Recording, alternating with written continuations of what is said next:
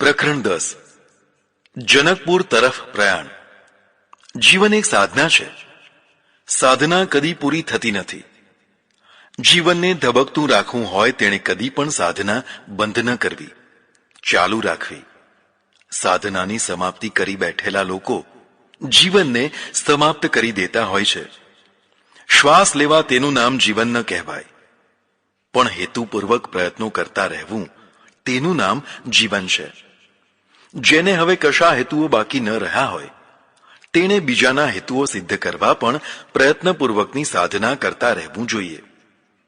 જે લોકો ભર યુવાવસ્થામાં જ બધા પ્રયત્નો છોડીને નિવૃત્તિ નામનું નિષ્ક્રિય જીવન જીવતા થઈ જાય છે, તેમનું જીવન એળે ગુમાવી દે છે। તેના કરતાં તો ભોગ વિલાસમાં રચ્યા બચ્યા માણસો સારા। જીવનનો આનંદ તો માણે છે, આ તો બંને તરફથી વંચિત થઈ જનારા છે। સાધનાના ખંડ પણ હોઈ શકે છે, અર્થાત એક ખંડ પૂરો કર્યા પછી બીજો ખંડ શરૂ કરવાનો। આમ સતત ખંડોની શૃંખલા ચાલતી રહે, જેથી માણસ નવરો જ ના પડે। માણસ નવરો પડે, નવરો બેસી રહે તેવું જીવન ન જીવાય। કર્મઠ જીવન જ ખરું જીવન છે। જે લોકો અધ્યાત્મ સાધનાના નામે કર્મઠતાથી દૂર ભગાડીને નવરું જીવન જીવવાની પ્રેરણા આપે છે, તે લોકોને અને રાષ્ટ્રને પંગુ બનાવે છે। યજ્ઞ રક્ષાનો એક સાધના ખંડ પૂરો થયો, પણ તેથી શું, બીજો ખંડ આપોઆપ શરૂ થઈ ગયો। નવરા ન રહેવાય। વિશ્વામિત્રે કહ્યું, ચાલો, અહીંનું કાર્ય તો પૂરું થઈ ગયું, હવે આપણે સૌ જનકપુર તરફ જઈએ। ત્યાં જનક નામના રાજાને ત્યાં મોટા યજ્ઞનું આયોજન છે। ત્યાં એક મહાન ધનુષ્ય પણ છે, જે જોવા લાયક છે। આવો વિચાર કરીને વિશ્વામિત્ર, રામ, લક્ષ્મણ અને બીજા બધા ઋષિ મુનિઓ જનકપુર તરફ જવા વિદાય થઈ ગયા। તેમના જવાથી આશ્રમ શૂન્ય જેવો થઈ ગયો। આશ્રમ, ઘર, નગર વગેરે પ્રવૃત્તિ અને સાધનાથી ધમધમતા સારા લાગે। લોકો ભરચક હોય તો ભર્યું ભર્યું લાગે, પણ જો બધું ખાલી થઈ જાય તો શૂન્ય જેવું લાગે। તેમાં પણ એકાદ મહત્વની કેન્દ્રીય વ્યક્તિ ન હોય તો સુનકાર છવાઈ જાય। વિશ્વામિત્રની વિદાયથી આશ્રમ સુનકાર જેવો થઈ ગયો। એકાકી જીવવું તેના કરતાં સૌની વચ્ચે જીવવું વધુ સારું છે। પણ કલહ ન થતો હોય તો સૌની વચ્ચે જીવનારા ભર્યાપણું અનુભવે છે। તેમાં પણ જ્યાં લાગણીઓના તાણાવાળા વણાયેલા હોય તેવી જગ્યાએ જીવવું એ તો જીવનની ધન્યતા જ કહેવાય। લાગણીહીન સમૂહ વિનાનું એકાકી જીવન ખાલીપણાનો શિકાર થઈ જતું હોય છે। ખાલીપણું વ્યક્તિને વગર મોતે મારી નાખે છે। દિવાલો જોતા જોતા દહાડા વિતાવવા તેના કરતા માણસો જોતા જોતા દિવસો વિતાવવા સારા કહેવાય, કારણ કે માણસોથી ખાલીપણું દૂર થાય છે। કદી પણ લોકોથી ભાગીને ભોંયરા યોગ ન કરવો। ભોંયરા યોગ કરવાથી લોકો તમારો જય જયકાર કરશે, પણ ભોંયરાનું કાર્બન વાયુ તમને મારી નાખશે। વિશ્વાસ ન હોય તો ભોંયરા રોગીઓના ફિક્કા શરીર જોઈ લેજો। તાજા મઘમઘતા શરીર તો તેમના હોય છે જે ખેતરોમાં ખુલ્લી હવામાં મોજ મસ્તી કરતા કરતા લાગણીઓની છોડોમાં સરોબાર થતા હોય છે। બધા જનકપુર તરફ જઈ રહ્યા છે, પણ પ્રવાસ લાંબો છે। સમય કેવી રીતે પસાર કરવો? વિશ્વામિત્ર ઋષિ એક પછી એક જુદી જુદી પૌરાણિક કથાઓ સંભળાવે છે। રસ અને જ્ઞાનભરી કથાઓ કંટાળા વિના જીવનને નવી ઉર્જા પૂરી પાડે છે। વિશ્વામિત્રે સંભળાવેલી અનેક કથાઓમાંથી માત્ર એક જ કથા અહીં બતાવીશું। આ દેશમાં બ્રહ્મપુત્ર કુશ નામનો એક રાજા થયો હતો। તેને 4 પુત્રો થયા હતા, જેમણે જુદા જુદા દેશોમાં નગરો વસાવ્યા। તેમાંથી એક કુશનાભ રાજા થયો। તેને ધ્રુતાચી અપ્સરાથી 100 કન્યાઓ થઈ। કુદરતી વ્યવસ્થા લગભગ સમાન પુત્રો અને પુત્રીઓ થવાની હોય છે, જેથી નર નારીનું સંતુલન રહ્યા કરે છે। પણ કુદરતમાં પણ કોઈ વાર અપવાદ થઈ જાય છે। કેટલાકને માત્ર પુત્રો જ થાય તો કેટલાકને માત્ર પુત્રીઓ જ થાય। કન્યા પસંદ કરતી વખતે માતૃવંશ પણ જોવો જરૂરી હોય છે। જે સ્ત્રીને કન્યાઓ જ કન્યાઓ થતી હોય તેની કન્યા પસંદગી કરતા આ હકીકત પણ જાણવી જરૂરી છે. છોકરો સાચવવો, ઉછેરવો અને કામે લગાડવો બહુ કઠિન કામ નથી હોતું, પણ કન્યાઓનો ઉછેર, તેને સાચવવી અને તેને ઠેકાણે પાડવી એ આબરૂદાર માણસો માટે બહુ કઠિન કામ થઈ જતું હોય છે. 100 કન્યાઓને સાચવવી અને પછી ઠેકાણે પાડવી એ બહુ જ કઠિન કામ થઈ ગયું. કન્યાઓ લાગણી પ્રધાન હોય છે અને લાગણીને લગામ નથી હોતી, તેથી ક્યારે ક્યાં કૂવામાં કૂદી પડે તે કહેવાય નહીં. માતા પિતાએ, ખાસ કરીને માતાએ, તેના ઉપર હંમેશા ચાંપતી નજર રાખવી જોઈએ. એકવાર યુવાનીમાં પહોંચેલી આ કન્યાઓ બની ઠનીને બગીચામાં ફરવા ગઈ. કિલકિલાટ કરતી, નાચતી કૂદતી ગાવા લાગી. બરાબર એ જ સમયે ત્યાં વાયુદેવ આવી ગયો. તેની નજર કન્યાઓ ઉપર પડી. તે મોહિત થઈ ગયો. જે કન્યાઓએ પોતાને સાચવવી હોય તેણે પુરુષોની, ખાસ કરીને વિકારી પુરુષોની નજરથી બચવું જોઈએ. જે સ્ત્રીઓ બની ઠની અને જાણી કરીને પુરુષોની નજરે ચઢવા, પુરુષોનો જમાવડો હોય ત્યાં રખડતી ફરે છે, તે સામે ચાલી અને પુરુષોને છેડતી કરવા આમંત્રણ આપે છે. કોઈ રોમિયો તેની છેડતી કરે તો તે નારાજ નથી થતી. ગૌરવ અનુભવે છે કે હું કેવી છું કે લોકો મને જોયા કરે છે. તેમાં પણ જો સવારથી સાંજ સુધી અનેક પુરુષો તેને નજરથી ચૂંથે તો તે વધુ ગૌરવ અનુભવે છે. અહોહો, કેટલા બધા મારી પાછળ ગાંડા થયા છે, એવો મદ તેને ચઢે છે. આવી સ્ત્રીઓ બળાત્કાર કે સામૂહિક બળાત્કારની શિકાર થાય તો નવાય નહીં. તેમાં તે પોતે પણ દોષી હોય છે. તેમાં પણ આરે આવેલી ગાયની માફક આરે આવેલી કન્યા આંધળી થતી હોય છે. તે ભયંકર ભૂલો કરી બેસે છે, જેના પરિણામ તેને તો ભોગવવા જ પડતા હોય છે, માતા પિતા કે વડીલોને પણ ભોગવવા પડતા હોય છે. એટલે કન્યાઓએ રક્ષિત જીવન જીવવું જોઈએ. કોઈને કોઈના રક્ષણમાં રહેવું જોઈએ. કન્યાઓના રૂપ યૌવન જોઈને વાયુ દીવાનો થયો. તેણે કન્યાઓની છેડતી કરવા માંડી અને પોતાની સાથે લગ્ન કરી લેવા આગ્રહ કર્યો. પણ કન્યાઓએ કહ્યું, અમારે ક્યાં લગ્ન કરવા તેનો નિર્ણય અમારા પિતાશ્રી કુશનાભ જ કરી શકે. માતા પિતાથી ઉપરવટ થઈને અમારાથી લગ્ન કરી શકાય નહીં. ભારતીય સંસ્કૃતિમાં વર કન્યાની પસંદગીમાં વડીલોની પસંદગી અને સંમતિ કલ્યાણકારી થઈ શકે છે. વડીલોની ઉપરવટ જઈને જે લોકો મનમુખી લગ્ન કરી લેતા હોય છે, તેમાંથી મોટા ભાગના પાછળથી પસ્તાતા હોય છે. તેમાં પણ જો વર તરફથી કન્યાનો ત્યાગ કે તિરસ્કાર થતો હોય તો તેને પગ મૂકવાની જગ્યા રહેતી નથી. 100 કન્યાઓના અસ્વીકાર કરવાથી વાયુ ચીડાયો અને કન્યાઓના અંગોમાં પેસી ગયો. પેલી કન્યાઓ વાયુના પ્રકોપથી ઠીંગણી, કુબડી અને કદરૂપી થઈ ગઈ. હવે શું કરવું? સ્ત્રીઓ રૂપલોભી હોય છે. રૂપાળા દેખાવા માટે તે જાત જાતના શણગાર સજતી રહે છે. તેને વારંવાર હું કેવી લાગતી હોઈશ તેવી લઘુતા ગ્રંથિ રહ્યા કરે છે. તેથી તે વારંવાર દર્પણમાં જોયા કરે છે. સૌંદર્યના પ્રસાધનો સ્ત્રીઓમાં જ વેચાતા હોય છે. તેની આ કમજોરીનો ગેરલાભ લફંગા લોકો સરળતાથી ઉપાડતા હોય છે.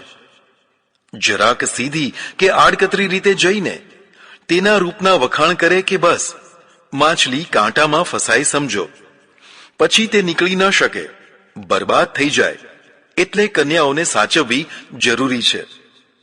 આવી કદરૂપી કન્યાઓ જ્યારે પિતા કુશનાભ પાસે આવી તો તેમને જોઈને પિતા બહુ દુઃખી થયો.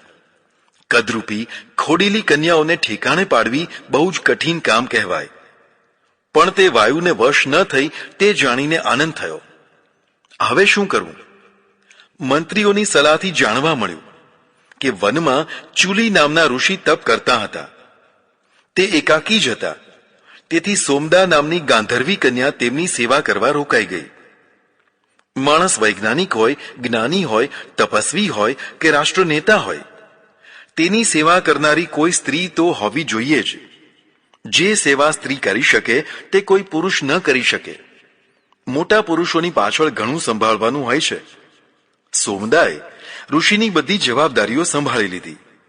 સ્નાન કરવું, વસ્ત્રો ધોવા, આશ્રમ ચોખ્ખો રાખવો, રસોઈ કરવી, અતિથિ સેવા, સાજા માંદા થયે સેવા કરવી વગેરે બધું સંભાળી લીધું.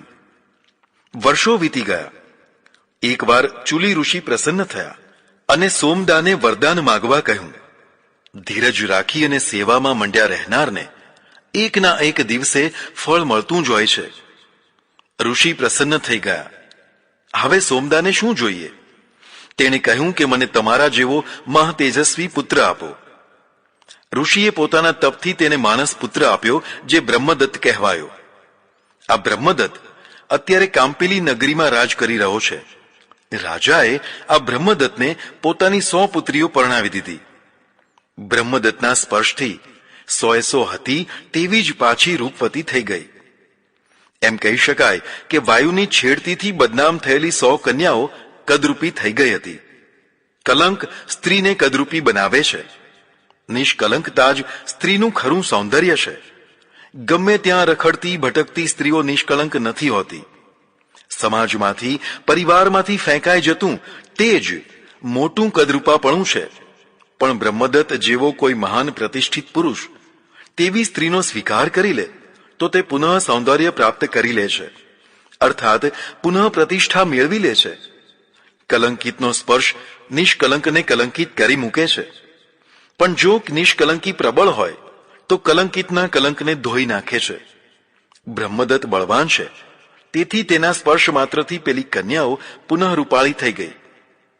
આવી તો કેટલીય કથાઓ વિશ્વામિત્રજી રામ લક્ષ્મણને સંભળાવે છે. કથાઓ જીવન ઘડે છે, વિચારો અને આચારોને સુધારે છે. કદાચ એટલા જ માટે પ્રાચીન કાળમાં બાળકો દાદીમાની કથાઓ સાંભળતા હશે.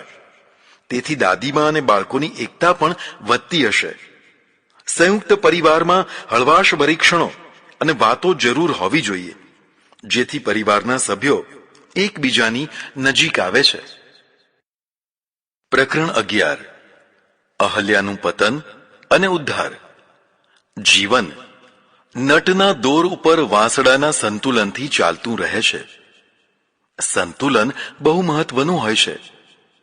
જો સંતુલન બગડે તો પતન થતાં વાર નથી લાગતી. જીવનના જેટલા ક્ષેત્રોમાં ઉત્થાન થતું હોય છે તેટલા ક્ષેત્રોમાં પતન પણ થતું હોય છે. પતન વિનાનું ઉત્થાન કોઈ ભાગ્યશાળીને જ મળે છે. મારી દ્રષ્ટિએ 4 ઉત્થાન પતન બહુ જ મહત્વના હોય છે: આર્થિક, રાજકીય, સામાજિક અને ચારિત્રિક. આર્થિક વિશે વાત કરીએ. બધા માણસો ધનવાન થવાની ઈચ્છા રાખે છે. ઘણા સાચો ખોટો પરિશ્રમ પણ કરે છે. પણ બધા ધનવાન થઈ શકતા નથી. બહુ થોડા જ લોકો ધનવાન થતા હોય છે. ધનવાન થતાં જ જાહોજલાલી આવતી હોય છે. વૈભવી જીવન ગૌરવની સાથે સુખ આપતું હોય છે. દરિદ્રતા મહાદુઃખદાયી હોય છે. તેમાં અગવડોના તો દુઃખો હોય જ છે, પણ સૌથી મોટું દુઃખ હીનતાનું હોય છે. દરિદ્રતાની સાથે હીનતા જોડાયેલી રહે છે. દરિદ્ર એટલે તુચ્છ. આ દુઃખ અગવડોના દુઃખ કરતાં પણ વધારે હોય છે. લોકો ધનવાન કેમ થાય છે? હજી સુધી કોઈ સચોટ કારણ જાણી શકાયું નથી, પણ થાય છે ખરા. કેટલાક તો રંકમાંથી રાતોરાત રાય થઈ જાય છે. લોકોને લોટરીનો નંબર કેમ લાગે છે? બધાએ તો સરખો જ પુરુષાર્થ કર્યો હોય છે, અર્થાત સૌએ એક સરખી ટિકિટ લીધી હોય છે. લાખોમાંથી કોઈ એક નંબર કેમ લાગે છે? જો બાય ચાન્સ અકસ્માત જ હોય તો તેનું કારણ નથી હોતું. જીવનમાં પણ કશું નિશ્ચિત કારણ આપી શકાય નહીં. તે રીતે લોકો ધનવાન થઈ જતા હોય છે. કદાચ એટલે જ લોકો તેને ભાગ્ય કહેતા હશે. પણ માત્ર ઉત્થાન જ નથી થતું, કેટલીક વાર પતન પણ થઈ જતું હોય છે. રાયમાંથી રંક થતાં પણ વાર નથી લાગતી. આવા અર્થપતિત લોકો પણ જોવા મળતા હોય છે. આ અર્થપતન કહેવાય. રાજકીય પતન. જ્યાં કોઈ સ્થળે સત્તા હશે ત્યાં રાજકારણ હશે જ. રાજકારણ વિનાની સત્તા નથી હોતી. રાજકારણ માત્ર રાજ દરબારમાં જ નથી હોતું. ધર્મસ્થાનો અને સાસુ વહુ, પતિ પત્ની, દેરાણી જેઠાણી વગેરે સર્વત્ર સત્તાનું રાજકારણ હોય જ છે. તેમાં કોઈનો દોષ નથી. આ પ્રકૃતિ છે. પ્રકૃતિના બધા ક્ષેત્રો સત્તા પક્ષી હોય છે. ત્યાગીઓ અરે વિતરાગીઓના ગચ્છ જોજો, તેમાં પણ સત્તાની સાઠમારી પ્રગટ નહીં તો ગુપ્ત રીતે ચાલતી જ હોય છે. બધા વારસામાં સત્તાનો વારસો બહુ આકર્ષક હોય છે. રાજકીય ક્ષેત્રમાં કેટલાક બહુ ઝડપથી ઉત્થાન પામતા હોય છે. હિટલર, સ્ટાલિન, સિકંદર વગેરેના જીવન ચરિત્રો વાંચજો. ઝીરોમાંથી હીરો થઈ ગયા અને પછી જોત જોતામાં હીરોમાંથી ઝીરો પણ થઈ ગયા. પતન મહાદુઃખદાયી હોય છે, પણ ભોગવવું પડે છે. ઇતિહાસકારો કારણો બતાવવાની મથામણ કરતા રહે છે, પણ બધું પરફેક્ટ નથી હોતું. પતન પરફેક્ટ હોય છે. જો પતન ન હોત તો ઉપર ચઢી અને છકી ગયેલા લોકો કદી ભાનમાં જ ન આવત. પછડાટ, ઠોકર ભાન કરાવે છે. લોકશાહીમાં ચૂંટણી દ્વારા દર 5 વર્ષે ઉત્થાન પતન થતું રહે છે, તેથી લોકો છકી જતા અટકે છે. પણ જો લોકશાહી ગુંડાશાહીમાં બદલાઈ જાય તો પછી છકેલા વધુ છકતા જાય છે. પછી તેમનું પતન લોકશાહીથી શક્ય નથી રહેતું. પછી તો તેમનું પતન ક્રાંતિથી જ થઈ શકતું હોય છે. પણ ક્રાંતિ કરે કોણ? નમાલી પ્રજા પુનર્જીવિત થાય તો જ ક્રાંતિ થઈ શકે. સામાજિક આપણો સમાજ હોય છે તેમ ત્યાગી વૈરાગીઓનો પણ સમાજ હોય છે. જ્યાં સમાજ હોય ત્યાં સામાજિક ઉત્થાન પતન પણ હોય જ. કેટલાક લોકો સમાજની પ્રતિષ્ઠાના શિખર ઉપર ચડી ગયા હોય છે, તો કેટલાક તળેટીમાં આળોટતા હોય છે. શિખર ઉપર માત્ર એકાદ માણસ જ રહી શકે. નીચેના માણસો ત્યાં જગ્યા મેળવવા દમ પછાડા કરતા રહે છે. સૌથી મોટો પ્રયત્ન પગ ખેંચવાનો હોય છે. પોતાના સમાજમાં પ્રતિષ્ઠા ઉત્થાન મેળવવા લોકો મોટા મોટા જમણવાર કરે છે, લહણીઓ વહેંચે છે, ભવ્ય ખર્ચાઓ કરે છે. હેતુ એક જ હોય છે, સામાજિક ઉત્થાન થાય. તેના લાભ પણ હોય છે. સામે ચાલીને પ્રતિષ્ઠિત ધનવાન ઘરની કન્યા મળે. કન્યા દહેજમાં મબલખ ધન અને વસ્તુઓ લઈ આવે. ઢગલા ઉપર ઢગલો થયા કરે. પણ પછી કોઈ વાર પતન પણ થઈ જાય. ધનથી તૂટી ગયેલો માણસ પહેલા જેવો સામાજિક વ્યવહાર ન કરી શકે. અનેક વાર જમી ગયેલા લોકો બોલે, હવે આ તલમાં તેલ રહ્યું નથી. લોકો દૂર ભાગવા લાગે છે, કારણ કે તેલ વિનાના તલને શું કરવા? પણ માત્ર આર્થિક કારણસર જ સામાજિક પતન નથી હોતું. બીજા પણ કેટલાક કારણો હોય છે. સમાજની પોતાની રૂઢિઓ, રિવાજો, મૂલ્યો હોય છે. જો તમે પાળ તોડો તો ફેંકાઈ જાઓ. તમારે રૂઢિઓમાં જ જીવવું જોઈએ. કેટલીક વાર ખોટી રૂઢિઓ, રિવાજો, મૂલ્યો તોડનારા સમાજમાંથી ફેંકાઈ જતા હોય છે. આ સામાજિક પતન કહેવાય. ચારિત્રિક પતન.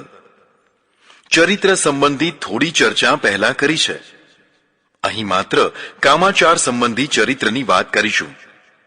દુઃખ અને અશાંતિના ઘણા કારણોમાં સૌથી મહત્વનું કારણ કામાચાર છે. કામાચારને લગ્ન સંસ્થા દ્વારા સીમાબદ્ધ કરાયો છે. પણ કેટલાક લોકો આ સીમાનું ઉલ્લંઘન કરી બેસતા હોય છે. ધનલોભ કે ધન લોલુપતાથી પણ પ્રબળ કામ લોલુપતા હોય છે. જેને એક પતિ કે એક પત્નીમાં સંતોષ નથી હોતો, તે નવી નવી વાનગીઓ શોધ્યા કરતા હોય છે. આવી જ એક કથા રામાયણમાં વિશ્વામિત્રજી શ્રીરામને સંભળાવે છે. ત્રણેય જણા મિથિલા તરફ જઈ રહ્યા છે. તેવામાં એક સુંદર પણ ઉજ્જડ આશ્રમ ઉપર નજર પડી. કુતૂહલવશ શ્રી રામે એ આશ્રમ વિશે જિજ્ઞાસા પ્રગટ કરી. આશ્રમ રળિયામણો છે, પણ ઉજ્જડ છે. કોનો આશ્રમ છે? પહેલા અહીં કોણ રહેતું હતું? વિશ્વામિત્ર ઋષિ જવાબ આપે છે, આ ગૌતમ ઋષિનો આશ્રમ છે.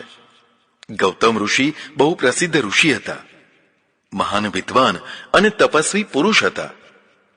તેમને અહલ્યા નામની પત્ની હતી. તે બહુ જ રૂપાળી હતી. તેના રૂપની પાછળ ઇન્દ્ર પાગલ થયો હતો. ભાર્યા રૂપવતી શત્રુ, એ ઉક્તિ પ્રમાણે બહુ રૂપાળી પત્ની શત્રુનું કામ કરતી હોય છે. કદાચ તે મર્યાદામાં રહીને પોતાના શિયળનું જતન કરવા માંગતી હોય તો પણ લોકોમાં અમુક હલકા લોકો તેને શાંતિથી જીવવા ન દે. તેને શાંતિ ન હોય એટલે તેના પતિને પણ શાંતિ ન હોય. સામાન્ય સ્ત્રીનું રક્ષણ કરવું એ અઘરું કામ હોય છે. તો પછી રૂપાળી સ્ત્રીની તો વાત જ શી. પણ જો સ્ત્રી પોતે જ શિયળ વિનાની હોય તો પછી તેના પતિની દુર્દશાનું કહેવું જ શું. બધી સ્ત્રીઓ શિયળવાળી નથી હોતી. અહલ્યાની પાછળ લટ્ટુ થયેલો ઇન્દ્ર મોકો શોધતો હતો. ક્યારે તેનો પતિ આગો પાછો થાય અને ક્યારે ફળ ચાખી લઉં, આવી તાકમાં તે રહેતો હતો, પણ મોકો મળતો ન હતો. સ્ત્રીને સાચવવી પડતી હોય છે. સચવાયેલી સ્ત્રી જ પોતાના માટે અને પતિ માટે સુખદાયી થઈ શકતી હોય છે. સાચવવામાં અર્થ છે. તેને મોકો ન આપો. તેને અવિશ્વસનીય પુરુષોથી દૂર રાખો. જો કે કામ વાસના એવી પ્રબળ હોય છે કે વિશ્વસનીય પણ ક્યારે અવિશ્વસનીય થઈ જાય તે કહેવાય નહીં. કામ વાસનાનો વિશ્વાસ રખાય જ નહીં. સગો ભાઈ, સગો બાપ, સગી માતા કે સગી બહેનને પણ ક્યારે શું થઈ જાય તે કહેવાય નહીં. જે સ્ત્રીઓ કે જેમની સ્ત્રીઓ એકલી ગમે ત્યારે ગમે ત્યાં ગમે તેવી જગ્યાએ ફરતી રહે છે તેમનું શિયળ વિશ્વસનીય નથી રહેતું. લોકો આવક વધારવા માટે તેમને છૂટી ફરવા દેતા હોય છે અને કેટલાક તો કદાચ તેના શિયળનું સ્ખલન થતું હોય તો પણ આંખ આડા કાન કરી દેતા હોય છે. આવક થાય છે ને, આવા લોકો મૂલ્ય વિનાનું જીવન જીવતા હોય છે. ગૌતમ અને અહલ્યાનો સુખી સંસાર હતો. સુખી સંસારનો મૂળાધાર પતિ પત્નીની પૂર્ણ વફાદારી છે. પૂર્ણ વફાદારી પરસ્પરના સંતોષ વિના ન હોઈ શકે. પૂર્ણ સંતોષ ધર્મ ભાવનાથી મળતો હોય છે. અતિકામી પુરુષ કે સ્ત્રી બધી પ્રવૃત્તિ છોડીને માત્ર વાસના પૂરી કરવા માટે ધારેલી વાનગી પાછળ ભટકતો રહે છે. એકવાર એવું બન્યું કે ગૌતમ ઋષિ ક્યાંક બહાર ગયા હતા. અહલ્યા આશ્રમમાં એકલી જ હતી. ખરી તક મળી છે એવું ધારીને ઇન્દ્ર ગૌતમનું રૂપ ધારણ કરીને આશ્રમમાં પેસી ગયો. તેણે અહલ્યાને કહ્યું કે ઋષિઓ ઋતુગામી જ હોય છે.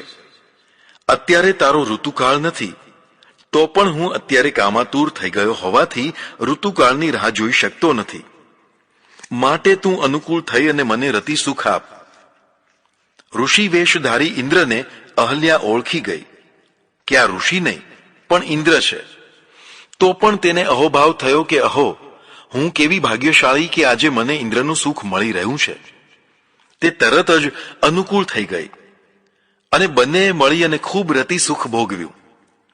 પછી અહલ્યાએ ઇન્દ્રને કહ્યું કે હવે ગૌતમનો આવવાનો સમય થઈ ગયો છે, માટે જલ્દી જલ્દી તમે ચાલ્યા જાઓ, નહીં તો એનો ક્રોધ આપણને બાળી નાખશે. વાલ્મીકી રામાયણમાં અહલ્યાનું ચરિત્ર આવું બતાવાયું છે. ઇન્દ્રે છળ કપટથી તેને ભોગવી એવી ધારણા બીજા ગ્રંથોમાં હશે, પણ અહીં તો સ્પષ્ટ લખ્યું છે કે તે ઇન્દ્રને ઓળખી ગઈ, પણ મનોમન ખુશ થઈને અનુકૂળ થઈ ગઈ. જુઓ, મૂળ શ્લોકો આવા લખ્યા છે. મુનિ વેશ ધરો ભૂત્વા અહલ્યા મિદમ બ્રવીત ઋતુકાલમ પ્રતિક્ષયંતે નાર્થિનઃ સુસમાહિતે મુનિવેશમ સહસ્ત્રાક્ષમ વિજ્ઞાય રઘનંદન મલ્તચકાર દુર્મેધા દેવરાજ કુતૂહલાત અથા બ્રવીત સૂરશ્રેષ્ઠમ કૃતાર્થનાંતરાત્મના કૃતાર્થાસ્મિ સૂરશ્રેષ્ઠ ગચ્છ શીઘ્રમિતઃ પ્રભો આત્માનમ મામ ચ દેવેશ સર્વથા રક્ષ ગૌતમાત સુશ્રોણી પરિતુષ્ટો અસ્મિ ગમિષ્યામિ યથાગતમ. વાલ્મીકી રામાયણના બાલકાંડના 48મા સર્ગમાં સ્પષ્ટ રીતે આ શ્લોકોમાં અહલ્યાનું ચરિત્ર લોકધારણા કરતા જુદું જ બતાવ્યું છે.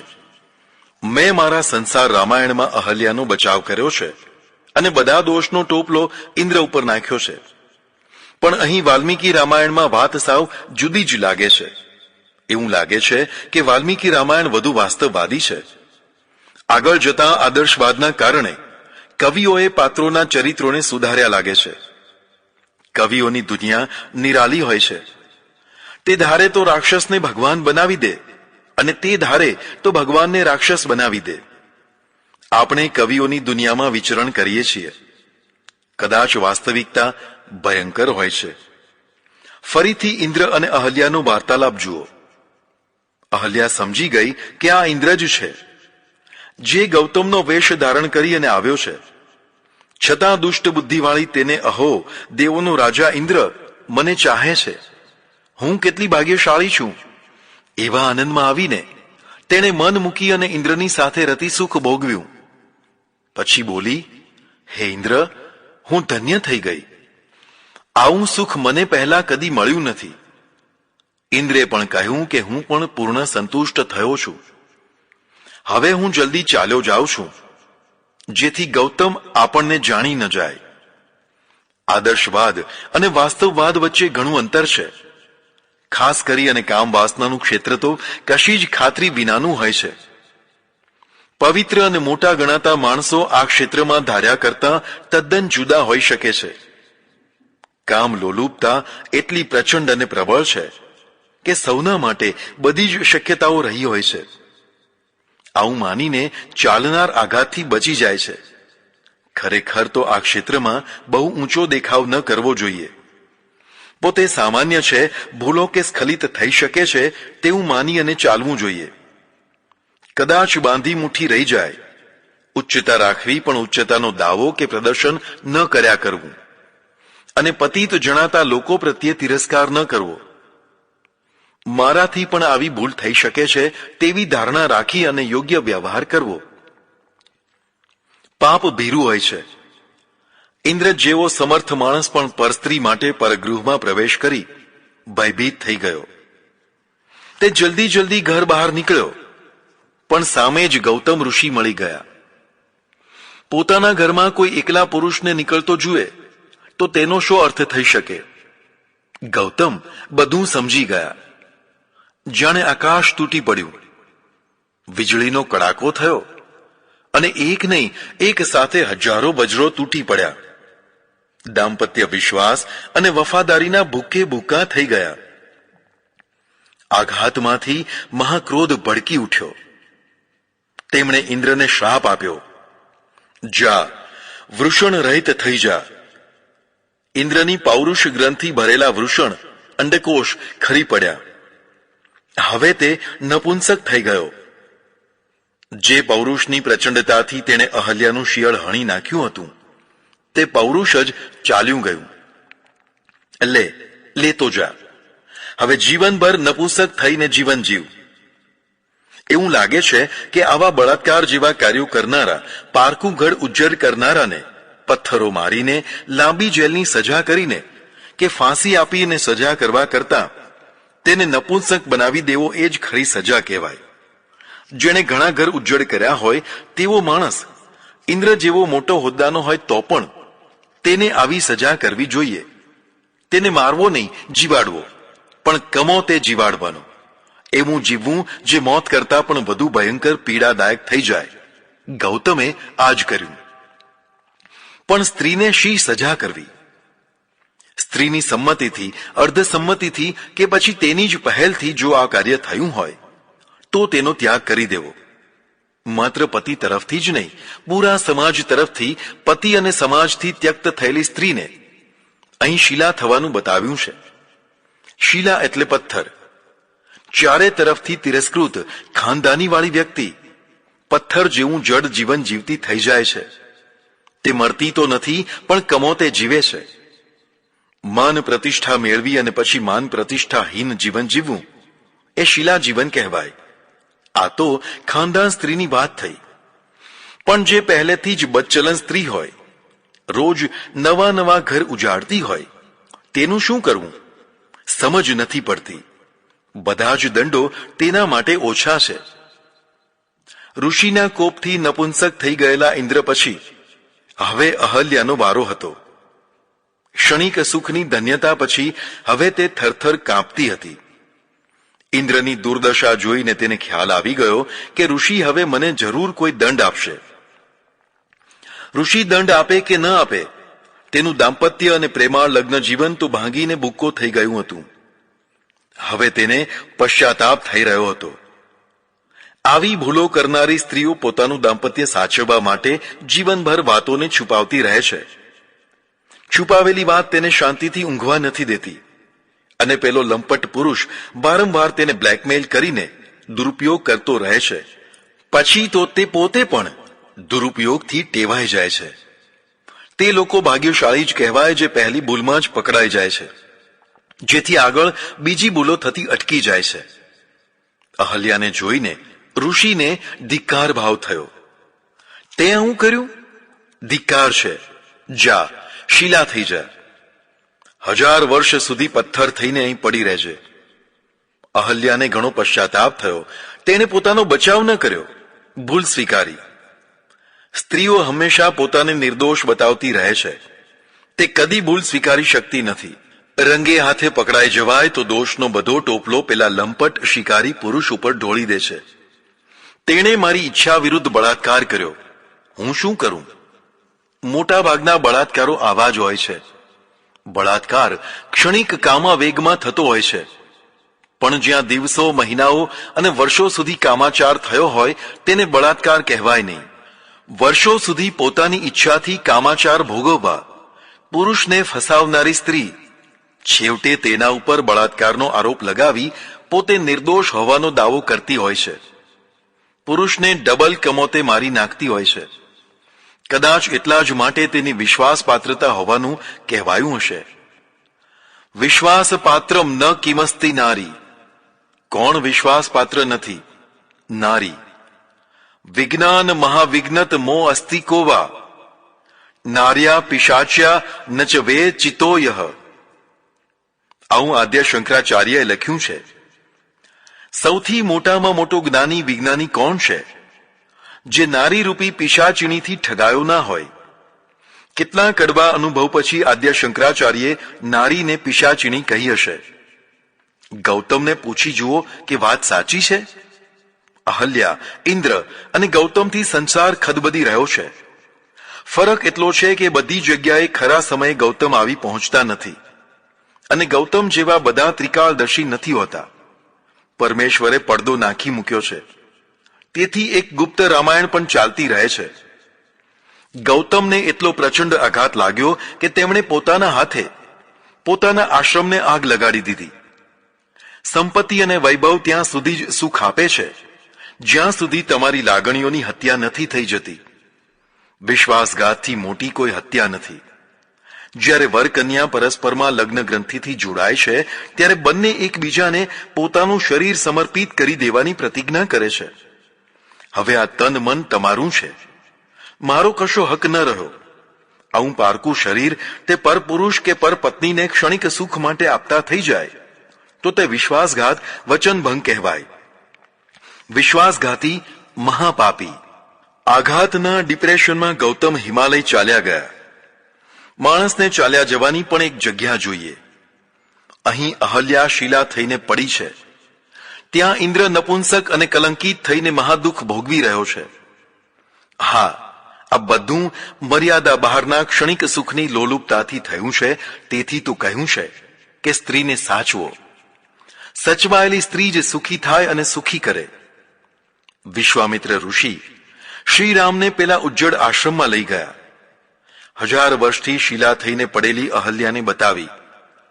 જેના પ્રત્યે લોકો ફટફટ તિરસ્કાર કરતા હતા તે અહલ્યાને શ્રીરામે સ્પર્શ કર્યો. ના, અહલ્યાએ શ્રીરામનો પાદ સ્પર્શ કર્યો. કદાચ આ પહેલી પધરામણી હશે. પવિત્ર મહાપુરુષોના પગલાં પોતાના ઘરમાં પડે તો ઘર પાવન થઈ જાય, જીવન ધન્ય થઈ જાય. એક પ્રશ્ન થાય છે કે આવી અહલ્યાને 5 સતીઓમાં સ્થાન કેમ અપાયું હશે? અહલ્યા, દ્રૌપદી, સીતા, તારા, મંદોદરી, આ 5 મહાસતીઓનું રોજ સવારે નામ સ્મરણ કરવાનું કહ્યું છે. આ 5એમાં સૌથી પહેલું નામ અહલ્યાનું છે. વાત સમજવા જેવી છે.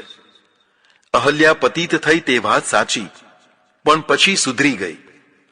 પછીની જિંદગીમાં ફરીથી તેણે આવી ભૂલ નથી કરી, તેથી તેને સતી માનવામાં આવી છે. આમ્રપાલીનું પણ આવું જ છે. આમ્રપાલી પહેલા ગણિકા હતી, પણ બુદ્ધના સંપર્કમાં આવ્યા પછી તે પરમ સાધ્વી થઈ ગઈ. તેથી તેને પણ મહાસતીનું પદ પ્રાપ્ત થયું. આવું જ બિલ્વમંગળ, સૂરદાસ, જેસલ વગેરે અનેક સંતોનું પણ છે. વ્યક્તિના પૂર્વ જીવનને આગળ રાખીને તેના પ્રત્યે સતત ઘૃણા ન કરાય. તેનું પાછળનું જીવન જો સુધરી ગયું હોય તો એને મહાન જ કહેવાય. અહલ્યાથી ભૂલ થઈ. તે કામના આવેગમાં તણાઈ ગઈ હતી, પણ પછી સુધરી ગઈ. તેથી પાછલી જિંદગીના આધારે તેને મહાસતીઓમાં સ્થાન અપાયું છે. વિશ્વામિત્ર ઋષિની સાથે યજ્ઞની રક્ષા કરવા નીકળેલા શ્રી રામ લક્ષ્મણનું પ્રથમ પરાક્રમ ભર્યું વ્યક્તિત્વ ઉપસ્યું, અને હવે પતિત પાવનતા ભર્યું બીજું વ્યક્તિત્વ નિખરી ઉઠ્યું. ભગવાન પવિત્ર છે, પણ જો તે અપવિત્રતાથી અબડાતા હોય તો તેની પવિત્રતા વ્યર્થ છે. ખરી પવિત્રતા એ છે જે અપવિત્રને પવિત્ર બનાવે. આપણા ભગવાનો વાત વાતમાં અપડાઈ જાય છે. તેથી મંદિરો વગેરે ધર્મસ્થાનોમાં તથાકથિત પવિત્ર ગણાતા લોકોને જ પ્રવેશ મળે છે. તથાકથિત અપવિત્ર ગણાતા બીજા લોકોને દૂર રખાય છે. આવી ધારણાનું અહીં નિરાકરણ થઈ જાય છે. બુદ્ધે આમ્રપાલીની ભિક્ષા ગ્રહણ કરી હતી, છતાં વટલાયા ન હતા. અને શ્રીરામે પતિત થઈ ગયેલી પણ સુધરી ગયેલી અહલ્યાનો ઉદ્ધાર કરી નાખ્યો. પણ રામને કશી આબડછેટ લાગી નહીં. તેથી તે પતિત પાવન કહેવાયા. માત્ર અહલ્યાને પુનઃ સ્થાપિત કરવાથી જ કામ પૂરું થતું નથી. તપાસ કરી કે ગૌતમ ક્યાં છે. ગૌતમ ઋષિ તો હિમાલયમાં તપ કરી રહ્યા છે. તેમને બોલાવ્યા. 1000 વર્ષના વિયોગથી અને ઉભરો શમી જવાથી તથા પોતાના જીવનમાં પણ આવી ભૂલો થઈ છે તેવું ભાન થવાથી ગૌતમ પીગળ્યા હતા. વિયોગના અગ્નિમાં સમય જતાં પતિ પત્ની એકબીજાની ભૂલોને ભૂલી જતા હોય છે. માત્ર સમય જ પસાર કરવાની જરૂર હોય છે. અહલ્યા અને ગૌતમને નવું પુનર્જીવન મળ્યું. ફરીથી જાણે લગ્ન થયા હોય તેમ ફરીથી એકમેકમાં ભળી ગયા. જૂની વાત કદી યાદ જ ન કરી. પતિત પાવન સીતારામ આટલા માટે કહેવાયું હશે. જે ઉજ્જડ થયેલા ઘરોને ફરીથી વસાવી આપે તેને સંત કહેવાય. વસેલા લીલાછમ ઘરોને જે ઉજ્જડ કરી મૂકે તેને સંત ન કહેવાય. તેને તો રાક્ષસ કહેવું ઠીક રહેશે. બે મહાન કાર્ય થયા. એક તો યજ્ઞનું રક્ષણ થયું અને યજ્ઞ પૂરો થયો. બીજું, એક ઋષિનું ભાંગેલું ઘર ફરીથી જોડાઈ ગયું. જીવન ધબકતું થઈ ગયું. આ બંને પારકા કાર્યો હતા. જે પારકા મહાન કાર્યો કરે તે જ મહાન કહેવાય. લોકો તેને એટલા માટે ભગવાન કહેતા હશે. વિશ્વામિત્રે કહ્યું, શ્રીરામ, હવે જનકપુરી નજીક જ આવી ગઈ છે. જનક રાજાના આમંત્રણથી આપણે તેમની દીકરી સીતાના સ્વયંવરમાં જઈ રહ્યા છીએ. ચાલો ઉતાવળ કરો, આપણે વિદાય થઈએ. ગૌતમ અને અહલ્યાને સુખી થવાનો આશીર્વાદ આપીને ત્રણેય જણા વિદાય થયા. પ્રકરણ 12 ધનુષ્ય ભંગ. ઘણા કવિઓએ રામાયણ ગ્રંથની રચના કરી છે, પણ તે સૌમાં વાલ્મીકી રામાયણને સૌથી મહત્વનો અને આદિ ગ્રંથ માનવામાં આવે છે. તુલસીદાસજીના રામચરિત માનસ ગ્રંથને સર્વાધિક પ્રસિદ્ધિ પ્રાપ્ત થઈ છે. તુલનાત્મક રીતે જોઈએ તો આ બંને ગ્રંથોની કથા વસ્તુમાં થોડોક ભેદ પણ છે. જેમ કે માનસમાં જનકપુરમાં સીતા સ્વયંવરમાં શ્રી રામ વગેરે જાય છે, પણ વાલ્મીકી રામાયણમાં સ્વયંવર તો પહેલેથી જ પતી ગયો છે. ધનુષ્ય ભંગ કર્યા વિના જ બધા રાજાઓ યુદ્ધ કરીને સીતાજીનું હરણ કરવા માંગતા હતા, પણ જનક દ્વારા પ્રતિરોધ કરવાથી બધા નિરાશ થઈને વિદાય થઈ ગયા છે. સીતાજી કુંવારા જ રહી ગયા છે. જનક પણ નિરાશ છે. હજુ પરશુરામ આવ્યા નથી. વિશ્વામિત્ર શ્રીરામને દેવોનું આપેલું ધનુષ્ય જોવા માટે લઈ આવ્યા છે. સ્વયંવરની વાત નથી. જનક અટક જેવું ગામ છે. આ વંશમાં આ ગાદી ઉપર જેટલા રાજા થયા તે બધાને જનક વિદેહી પણ કહેવાય છે. દક્ષ પ્રજાપતિનો યજ્ઞ ધ્વંસ કર્યા પછી શિવજીએ પોતાનું ધનુષ્ય દેવોને ભેટ આપી દીધું હતું.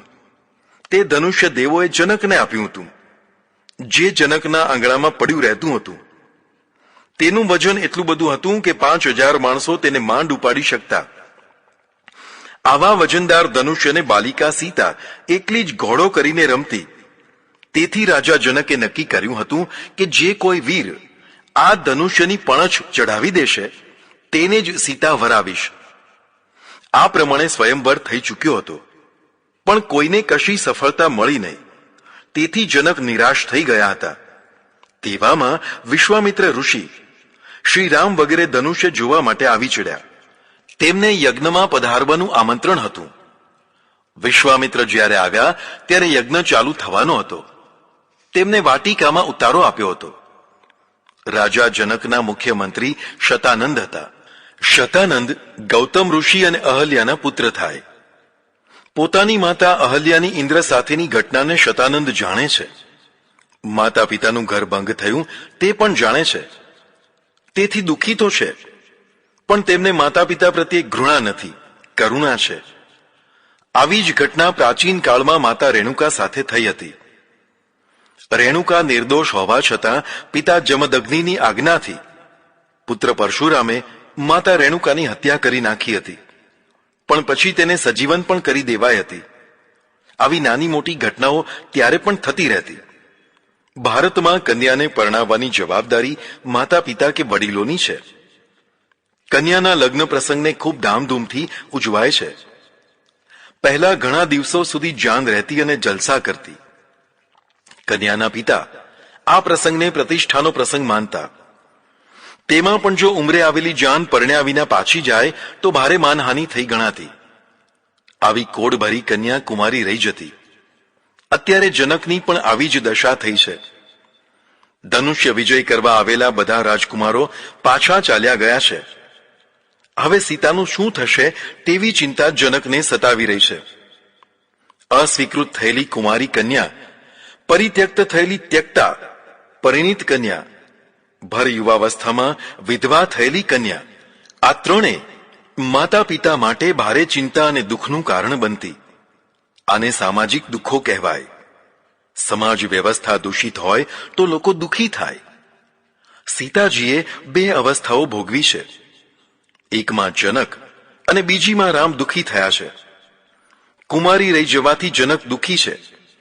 પ્રશ્ન એવો છે કે આવી ધનુષ્યની શરત કેમ મૂકી? કોઈ પૂરી ન કરી શકે તો કોનો દોષ? બીજી વાર સીતાજી ત્યક્તા થયા છે. લોકાપવાદથી શ્રી રામજીએ સીતાજીનો ત્યાગ કરી દીધો હતો. આ દુઃખ રાવણ દ્વારા હરણ કર્યા કરતા પણ ઘણું વધારે હતું.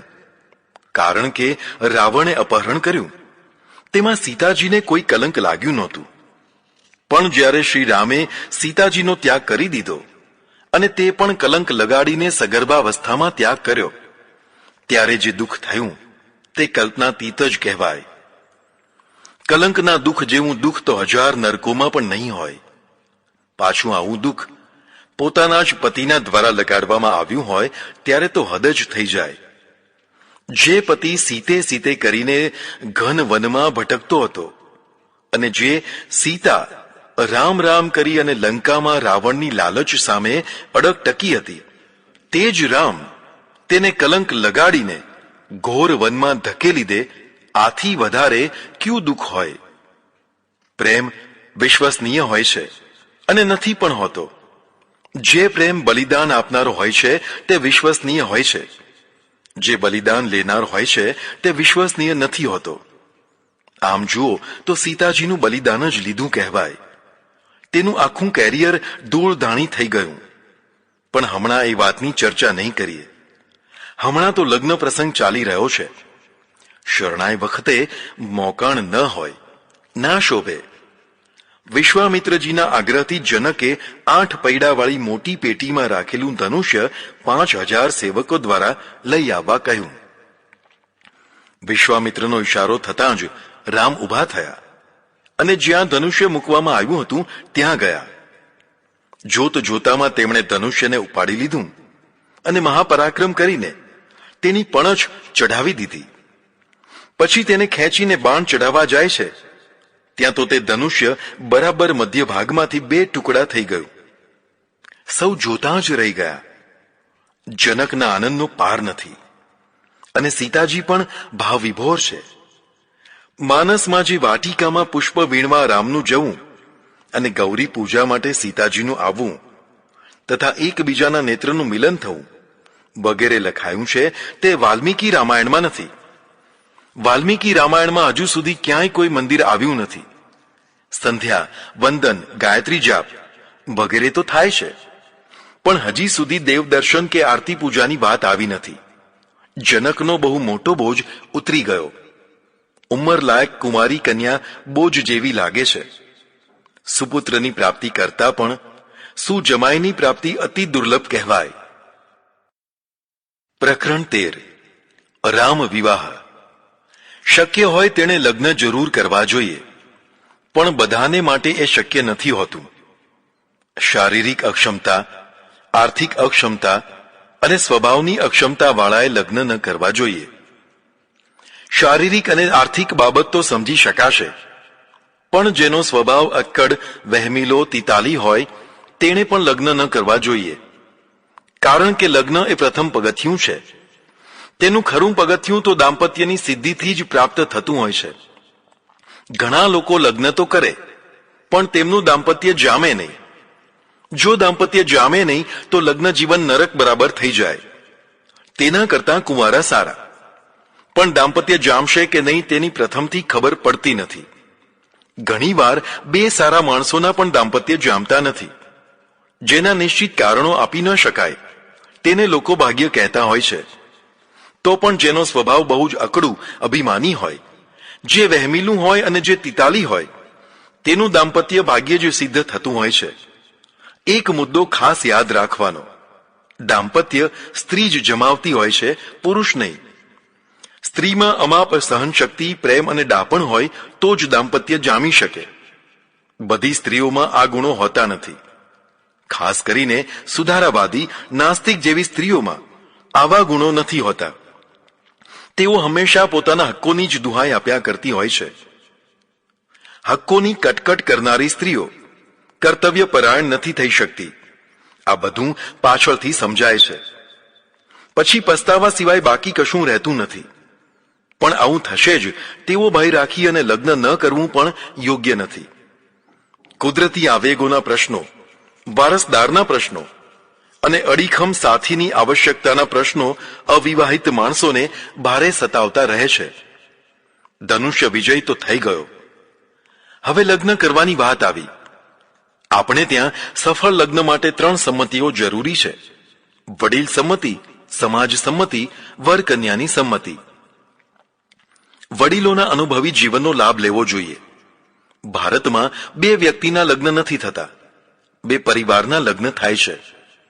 જો વડીલોની સંમતિ ન હોય અને કદાચ વિરોધ હોય તો તેવા લગ્ન પરિવાર ખોઈ બેસે છે. પરિવાર અને વડીલો વિના પણ જીવી તો શકાય છે, પણ જે સુરક્ષા અને ઓથ આ બંને દ્વારા મળતા હોય છે તે નથી મળતા. લગ્ન વિક્ષેપ થવાની તકોમાં નર નારી એકાકી થઈ જતા હોય છે. તેથી વડીલોની સંમતિ મેળવાય તો સારું. ભવિષ્યમાં થનારી પ્રજાનો વિચાર કરીને બને ત્યાં સુધી સમાજ સંમત હોય તેવા લગ્ન કરવા.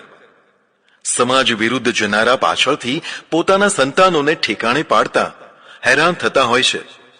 એટલે બને ત્યાં સુધી સમાજ સંમત લગ્ન કરવા. પછી ના છૂટકે સમાજ વિરુદ્ધ કરવા જ પડે તો કરવા, પણ આવનારા વિઘ્નો અને અડચણોને સહન કરવાની હિંમત રાખીને કરવા. સ્વસંમતિનો ભાવ છે. વર કન્યા બંને પરસ્પર સંમત હોય તો જ લગ્ન કરવા. કેટલીક વાર વડીલો વગેરેના દબાણથી વર કન્યાની ઈચ્છા જાણ્યા વિના લાકડે માકડું વળગાડી દેવામાં આવતું હોય છે, જે યોગ્ય નથી. કારણ કે તેમનું દાંપત્ય ભાગ્યે જ જામતું હોય છે. એક મુદ્દો વર કન્યા બંને સમજી લેવાનો કે લગ્ન એ મીઠી ગુલામી છે. પરસ્પર એકબીજાની ઈચ્છાનો સ્વીકાર કરવો, પોતાની ઈચ્છાને જતી કરવી એ જરૂરી છે. માત્ર પોતાનું જ ધાર્યું કરવાની હઠ કરનાર દાંપત્ય જમાવી ન શકે. પરસ્પરની ઈચ્છાનું માન રાખવું એ ગુલામી કહેવાતી હોય તો ગુલામી જ કહેવાય. પ્રેમની ગુલામી મીઠી હોય છે. પ્રેમ વિનાની ગુલામી ત્રાસદાયી હોઈ શકે છે. બંને એકબીજાના ગુલામ થઈ શકે તો જ દાંપત્ય જામી શકે. ખાસ કરીને પત્ની વિશેષ રૂપથી તેનું જીવન સમર્પિત જીવન હોય છે. શ્રી રામે કહ્યું, મારા પિતાની આજ્ઞા વિના હું એકલો મનમુખી થઈને લગ્ન નહીં કરું. એટલે સર્વપ્રથમ મારા પિતાજીને બોલાવો. જીવનના મહત્વના નિર્ણયોમાં જે યુવાનો વડીલોને પણ સામેલ કરતા હોય છે તે ઘણી ભૂલોથી બચી જતા હોય છે. રાજા જનકે તરત જ મંત્રીઓને કંકોત્રી લઈ અને અયોધ્યા મોકલ્યા.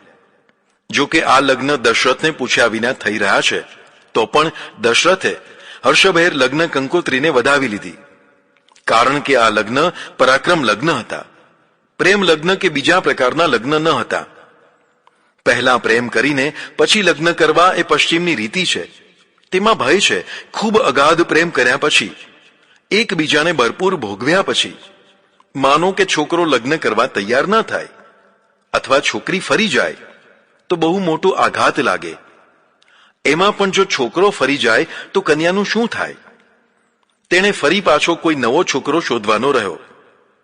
ડાઘ લાગેલી કન્યાને કદાચ બીજો છોકરો સારો ન પણ મળે. કદાચ મળે પણ તે પહેલા છોકરાની માફક છોકરીને ચૂંથી અને છૂટો પડે તો? પશ્ચિમમાં બધું ચાલે, અહીં ના ચાલે.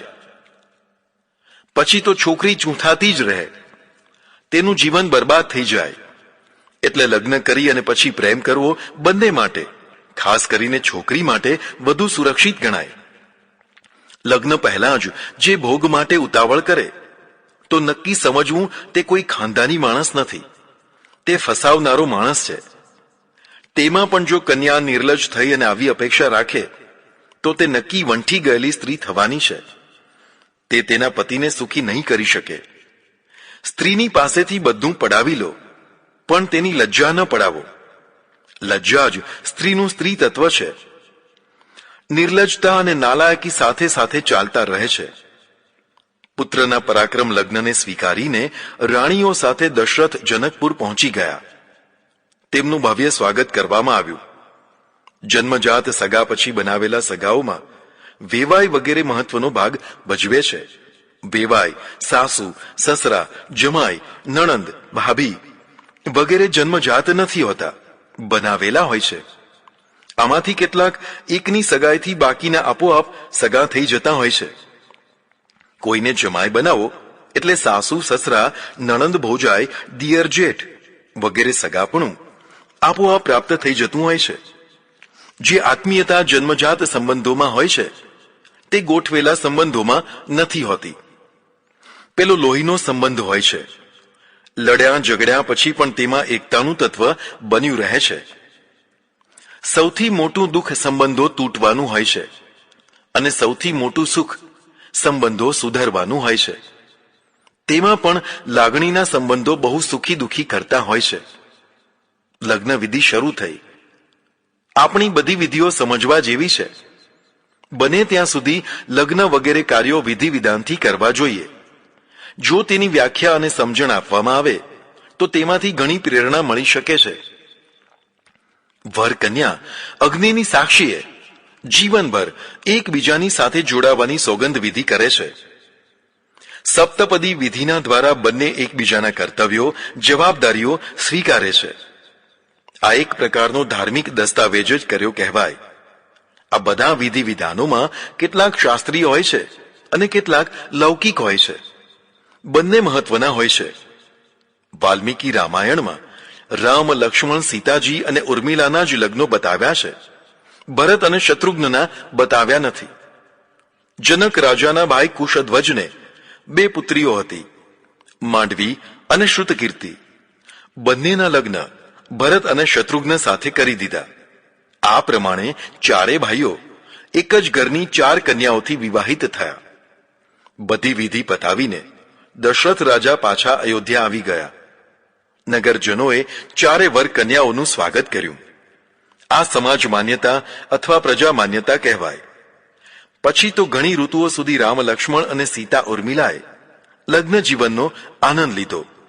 બીજી તરફ ભરત શત્રુઘ્નનો મામો યુધાજીત ભરત શત્રુઘ્નને તેમના મોસાળ લઈ ગયો. બાલકાંડ સમાપ્ત.